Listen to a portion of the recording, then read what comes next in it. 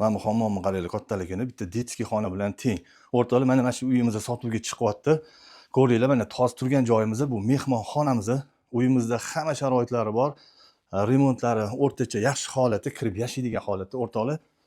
Hamma ko'rib turgan narsalar bilan qo'shib sotiladi. Bu yerda bo'lsa oshxonamiz. Hamma narsasi bor. Mana mikrovolnovka, xolodilnik, pilisoslarigacha hamma narsasi bor. И plus $650 dan har oy berib turadigan arendator ham bor. O'rtoqlar, agar xohlasanglar arendatorini qoldirsanglar bo'ladi.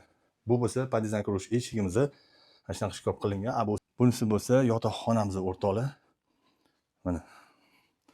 Mana o'rtoqlar, restoran salon, bu yerda bo'lsa korzinkamiz, bu yerda bo'lsa chorraha.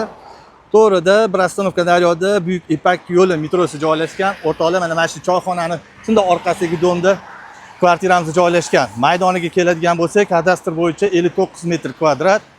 Shundoq qo'lda o'lchansa 70 dan baland chiqadi deyishyapti. Uy egalari javob berishyapti. Xullas, haqiqatan ham uy katta, lekin 2 xona. Narxi keladigan bo'lsak 82 ming o'rtoqlar.